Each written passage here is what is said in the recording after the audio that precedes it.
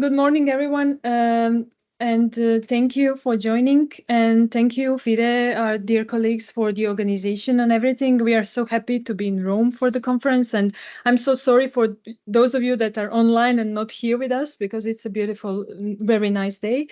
And also, thanks to the Commission for the presentation and the overview, and especially for the parts that we are still learning for the affordable energy clean industrial deal part, because we are working on Article 11 for some time. So we are already like feeling as it is our own work. So we are very much involved. But then this is something new, and we are still trying to learn and see how we can kind of help the countries and also companies with the new perspectives from the clean industrial deal.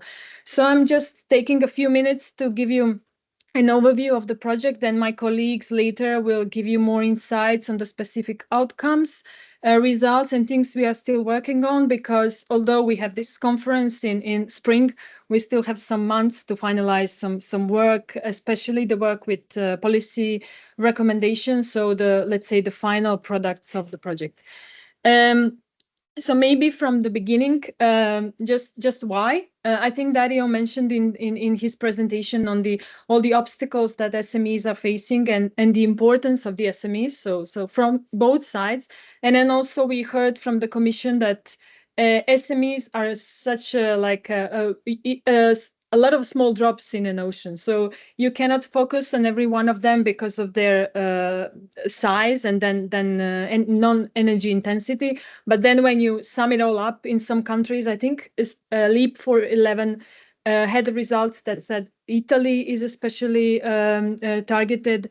But there are some countries that have almost 30% of energy consumed in SMEs, while in general it's like 10%, 15% for the other countries based on the assumptions and calculations. So you cannot kind of avoid the fact that you need to really shift a bit of more focus to SMEs. There are, of course, barriers, and this is the result of this is a research done by colleagues where we also were involved with our first DEESME project that says what are the barriers that the SMEs are facing and why it's very hard to work with them. And I've kind of emphasized a few, but mainly you can see, okay, sorry. So mainly you can see them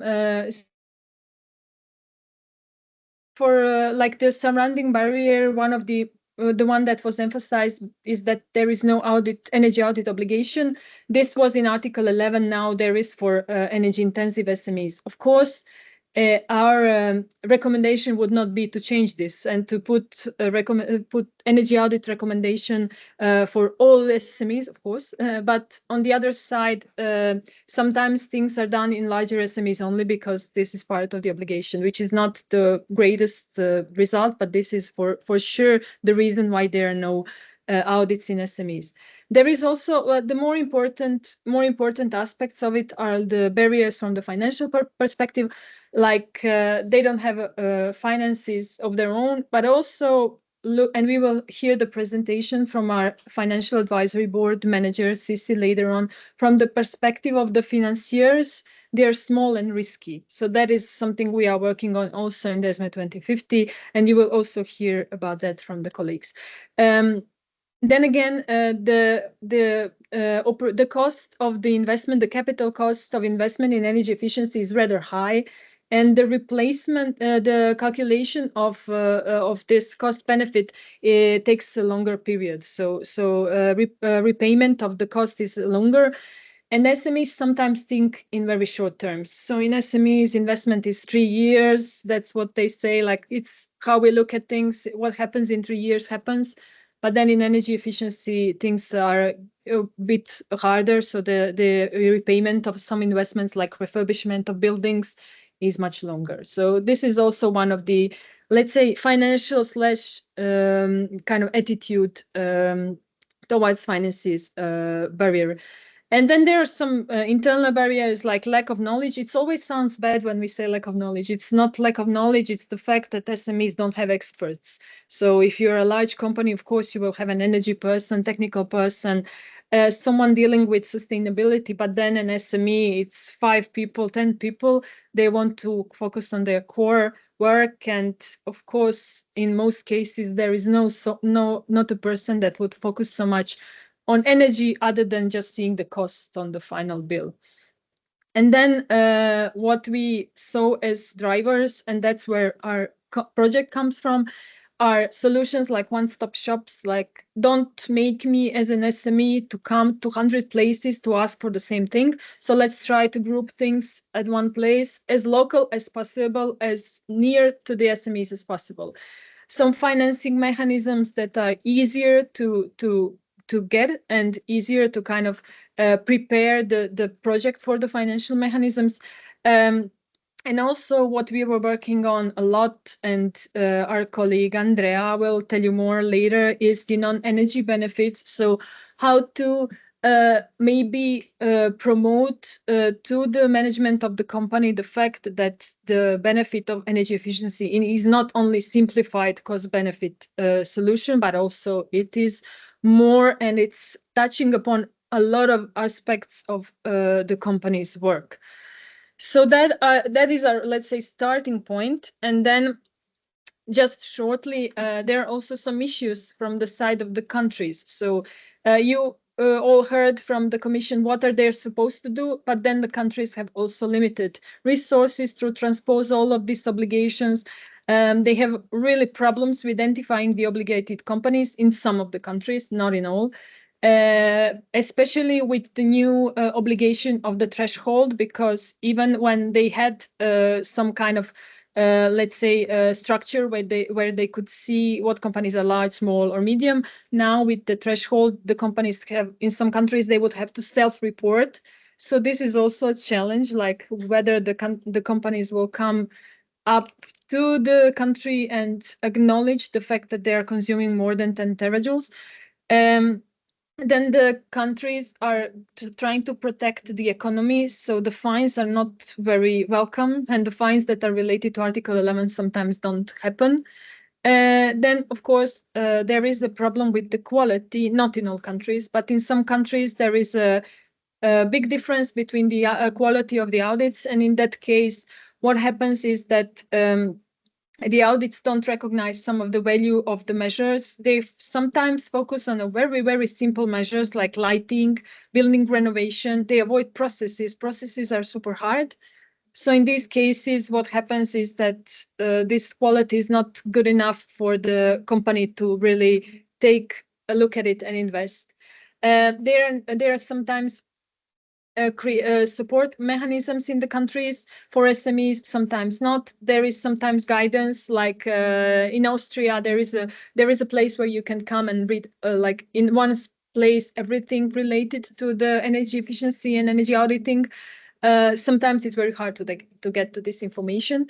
And the last but most important, like there is this issue of how to make companies or help companies invest in energy efficiency, but still don't overburden them. So policy and the view from SMEs sometimes needs this like very tricky balance on how to help, but not overburden the companies. So what could help? This is the extract from discussions in workshops with hundreds of key stakeholders, and they said things like structured guidelines. So be very simple, very structured, one place for all the information. Benchmarking approach. So give us the information. And this is something that was tested a lot in households in Europe and also in California and USA. Like a lot of research was how do households save best, and they save best when they compare themselves with the others that are similar. So this approach also works a lot to SMEs, with SMEs. Then there are non-energy benefits that I already mentioned, so multiple benefits, and they are part of the Article 11, the tools that are supposed to be kind of given to the companies to see what are the multiple benefits. And then there is also the information that sometimes companies are motivated by the sustainability part, so the carbon footprint calculation. to see how the energy efficiency is complemented with the carbon footprint. And again, the last but not the least, the information barrier, one-stop shops and places where companies can find the information. So what we did from that perspective, now these are the results from DEESME. DEESME 2050 is a continuation, so we together from two projects. So we created a set of Stockbridge guidelines for companies from audit to investment, and also for the national authorities. So these guidelines are complemented by the trainings. So when our colleagues are doing field work with the companies, they also are implementing the trainings on two levels, on a basic level and a more advanced slash in practice level. What we do is, you can see the process here of the DEESME 2050 project. So the walkthrough audits are done in a large number of companies, checking where are the options for the investment for the simplified investments in the energy efficiency measures.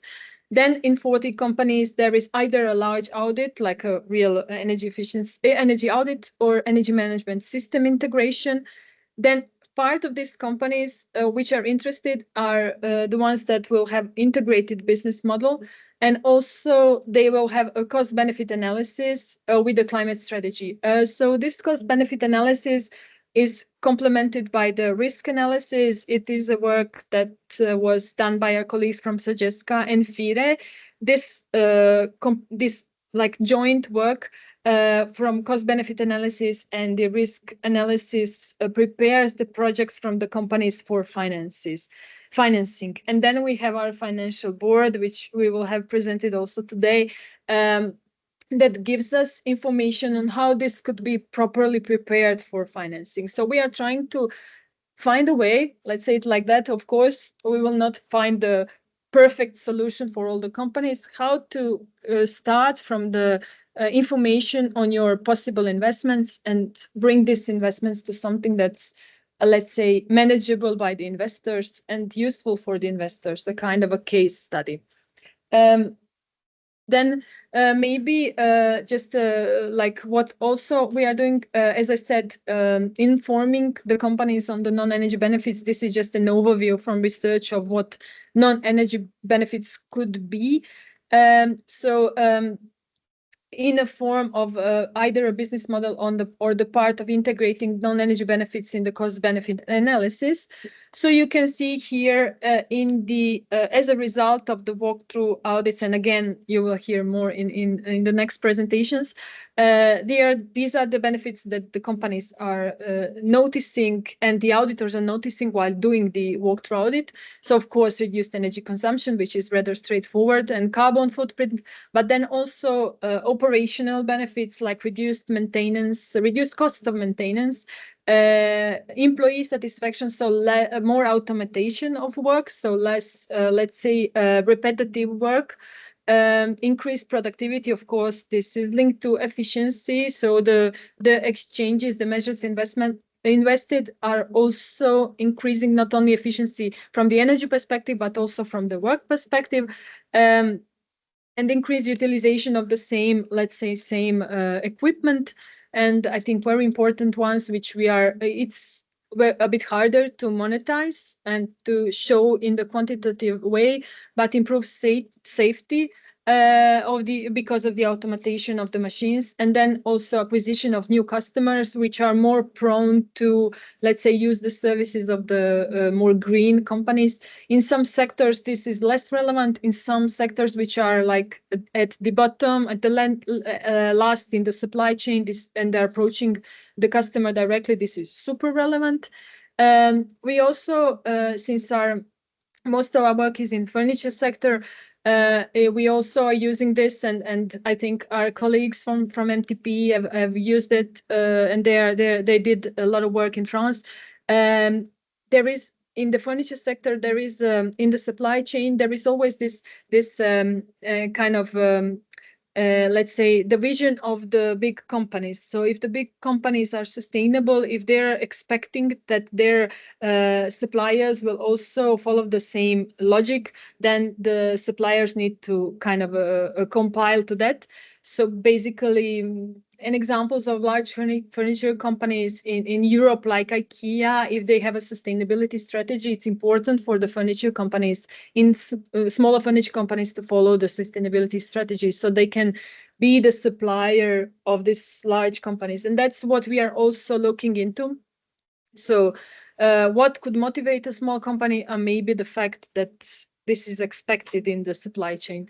And there is also a small aspect of the regulatory compliance, like emissions related compliance or waste related compliance, because waste is also reduced with the efficiency of the system itself and the processes. Um, I will just shortly mention it because you will hear more about it. But of course, we created a tool. Our colleagues created a tool that, as I mentioned, calculates the benefits. So including the, let's say, basic cost benefit analysis, which is a normal product of energy audit, and says, okay, this is the cost benefit analysis of your energy efficiency investment, but then there is additional part of it with how we monetize other aspects or other multiple benefits. And then there is this new aspect we added, the risk analysis, which says, okay, this is the final cost benefit analysis, and this is how you can prepare it for funding.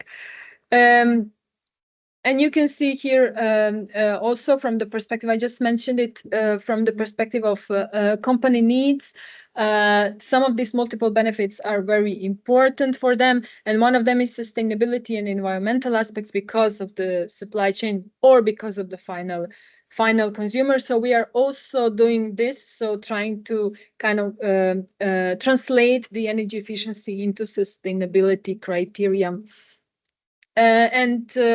I mean, last, but I think very important one is the benchmarking approach done by our colleagues CAPE. So you can see here the results for one company in France. Basically, what we try to do is collect the information from the companies that were going through walkthrough audits and going to survey and then walkthrough audits, and ask them like about some questions on their progress in energy efficiency. So that we can compare them and then create a benchmarking tool. This benchmarking tool is then shown to the new companies that are included, and you can see and compare yourself to the peers, let's say like that, progress-wise. So you can say, okay, it's quite normal that you have an energy audit, or it's not. So if 75% of companies have it, then you would consider this kind of a market important thing to be on the market. While that is how we are trying to kind of motivate the companies. And you can see here, in the case of furniture sector in smaller companies, not a lot of them have certifications. A lot of them have like ISO 14001 or 50001, so environmental and energy certificates, but that is something also that is a progress and that we are motivating them for. But you can see also what is important for the companies, and then you can basically, as a small company, compare yourselves. And research shows that this is something that works, and also our stakeholders in many events have kind of confirmed that they think that this would be the best approach to show the companies what's going on with the others. And last one, so we have still here, I have accidentally put the old EFIG group, but you've heard in the presentation that there is a new financial coalition. I have the presentation from the Commission, so that is something that's super important. To try to kind of connect the financiers, the banks, the providers of funding with the companies, to try to connect like what are the needs from the side of finances and what are the needs from the side of companies. That's something that, as I said, we recognize, and we are trying to, let's say, what do you need and what we can offer as a company. And we are also cooperating, and you will hear as a concluding remarks from the conference from a dear colleague from CINEA, because for the companies, it's rather important that things that they are working on and using are aligned with the standards. It's a most important market tool from the technical perspective. and also other organizations that are dealing with the companies. And we have for now, we have two interesting information, let's say, results, because other results are either technical, dealing directly with company, or policies that we are preparing as a recommendation for the authorities. But you can read two aspects. So one is the research on barriers and strategies in the engagement of SMEs. This is something that I did not mention for now in the presentation. But if you talk to our colleagues that are working with SMEs, you can really notice it's very hard to engage SMEs because of the overwhelming work they do in all the other aspects of their working days, and because sometimes we are not very direct, and our speed of the projects we do is a bit slower than the speed that SMEs work on. So we're sometimes like, we are trying to, let's say, do as much as possible research to kind of connect what we do and our pace and our results to what are the companies' needs. And this is one of the research that we did. And we used a lot our colleagues from with the expertise in communication. So we are trying to use their expertise in communication from the perspective of the companies to see what is something that companies react to, and then integrate it in the project, so that it's not like we are the ones that know what is the way, but we are trying to find out from the experts. And also informational material where you can see funding opportunities for SMEs done by our colleagues from FIDE. It's the deliverable where you can read in the countries that are in the project and on the general European level, what are the funds that are giving some or part of it or all of their funding towards the SMEs. And this is something we will still update a bit before the end of the project, because things are in this area changing a lot. And thank you very much. Thank you for the attention. I'm looking forward for the continuation of this, because you will hear a lot more about the specific aspects of the project.